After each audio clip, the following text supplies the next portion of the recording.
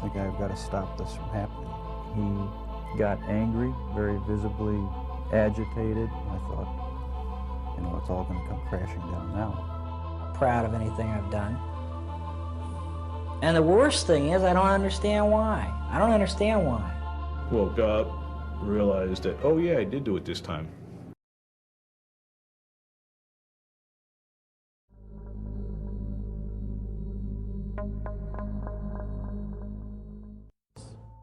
I did it for the rush. I didn't do it for the sex. Didn't do it for the power. Didn't do it for the motive. When Tommy Sells speaks about a rush, he's talking about a feeling of exhilaration, high-spiritedness, enjoyment, almost orgastic kind of enjoyment. It's a sensation, tying that scarf around your neck and just watching your eyes. It's a sensation seeing that skin pull apart. Yeah. It's sensation sticking that knife in and just pulling and knowing it's sharp enough to just go all the way up. Yeah. It's not the person. It's about the sensation of what you're into. The first time I did a shot of dope, it was the best feeling I ever had in my life. And the first time I killed somebody, it was such a rush. And it was just like that shot of dope. Every time I did it, it was that rush again. And I started chasing that high. A 30-year-old mother, 7.5 months pregnant at home with her 3-year-old son, both bludgeoned to death. What are you thinking and feeling when you kill someone? It's just like that drug. I'm after that drug again. I don't have an on and off switch. I'm just after that drug. I'm after that feeling. During the beating, Eileen Dardine went into spontaneous labour, giving birth to a daughter who investigators believed to be alive at the time. The new baby was also beaten to death, and the body of Dardine's husband turned up a day later, shot 3 times in the head. I wonder if you could just tell me what happened as you were killing her. Did she give birth to a baby? You know, you're pushing your luck. I'm sorry. Let's not get into blood and guts, because that's what you're trying to get into.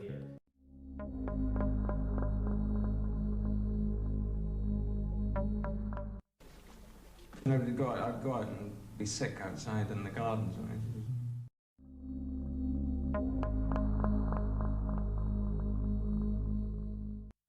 4 hours, 6 hours. And woke up, realized that, oh yeah, I did do it this time. And then had the problem of how do I get this large item out of the house? Rifkin used an X-Acto knife to cut her body into pieces. And I just decided to make the package smaller. It's easier to take it out in little pieces than to take it out in one big piece. So a little hobby knife and a little effort, made 6 pieces out of it. Once I had everything carved around, I just popped it with force. The hip socket and arm sockets just popped. Then, in late June 1993, Rifkin picked up his last victim, Tiffany Bresciani, while driving his mother's Toyota. He strangled her in the back seat and drove home. She's naked. I threw some car mats on her. I remember passing a tour bus, deciding it's not a good road. And I remember pulling off, drove to Kmart. Rifkin bought a blue tarp to wrap up Tiffany's body. Now it's around 9 o'clock in the morning. Drive home. Mom has some shopping errands to run. And it's her car. So Mom drives off with basically a very odd-shaped package in her trunk. And Mom never used the trunk that morning.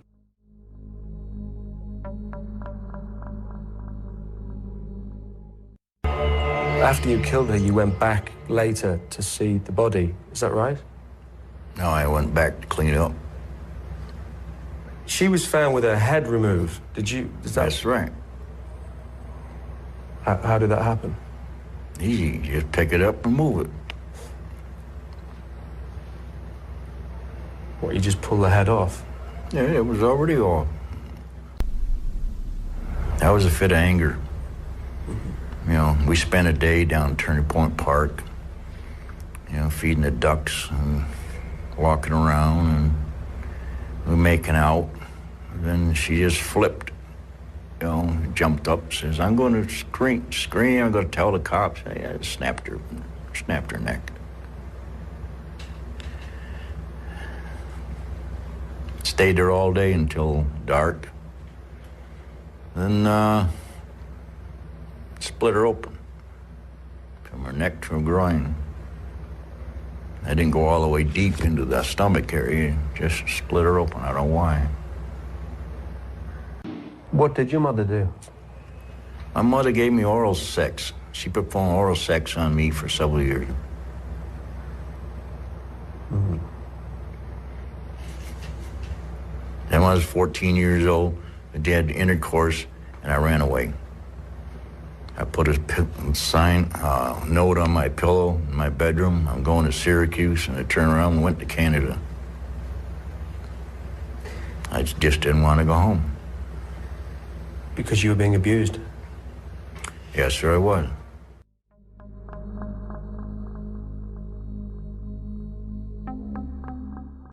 All the victims, all of them, you know, and you're talking about a lot of them, a lot. A lot of lives just gone right down the tubes because of me, you know, in one way or another.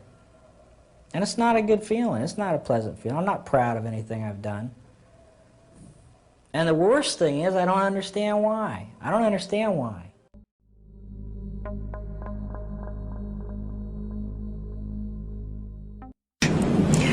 The only thing that would be better than that would be to have your son in the car with you. That would be an incredible ruse. That happened once. What happened? It was July 18th, I think it was my brother's birthday. That weekend I picked up a woman on Pack Highway, and Matthew was next to me in the seat, and she hopped in, and I took her over to in the South Airport area, and took her into an area, and my son was there, and I killed her. I'm real sure my son didn't see it, but that only happened one time.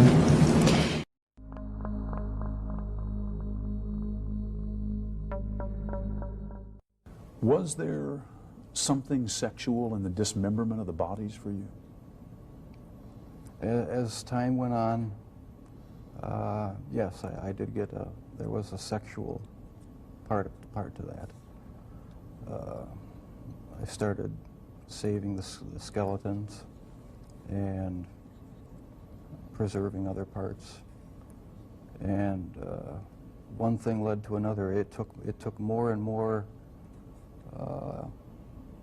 deviant type behaviors to satisfy my urges, and so it just spiraled out of control. Why the cannibalism? That was another step. It made me feel like they were a permanent part of me. Besides the just mere curiosity of what it would be like, it made them feel that they were a part of me, and it gave me a sexual satisfaction to do that. It was about a 1 foot square box, metal and wood box. My dad one week came to visit and happened to see it, and he was wondering what was in it. He didn't know. Nobody knew. And I said, "Jeff, open it up. I just want to see what's in there." We got into a bit of an argument because I wouldn't open it up. And I said, "Jeff, open it up, or I'm going to just take it down into the basement and get a screwdriver or something and open it up." I was thinking, I've got to stop this from happening. He got angry, very visibly agitated. I thought, you know, it's all going to come crashing down now. Not fathoming what could be in that box, I said, okay, we'll just open it up tomorrow then, and then let's get rid of it, whatever it is. What was in the box? The mummified head and genitals of a young man I met in one of the bars down in Milwaukee. Why did you photograph them? It was my way of remembering their appearance, their physical beauty. I also wanted to keep something. If I couldn't keep them there with me whole, at least I felt that I could keep their skeletons. And I even went so far as planning on setting up an altar with the 10 different skulls and skeletons. And what was the purpose of the altar going to be? As a sort of memorial, a point where I could, I don't know, it's so bizarre and strange, it's hard to describe. A place where I could collect my thoughts and feed my obsession.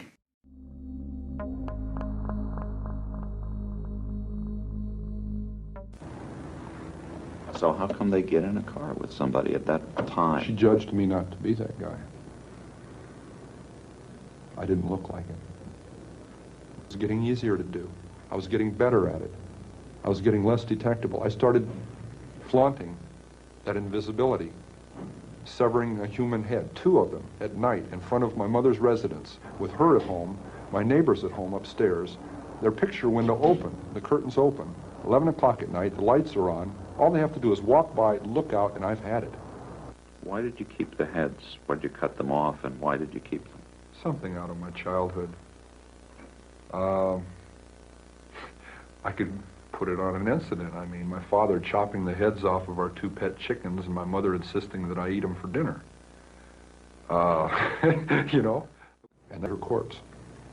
It's there. You know? A 6 young woman dead because of the way she raises her son and the way her son is raised, the way he grows up. And what's her closing words? I suppose you want to sit up all night and talk. God, I wish I had.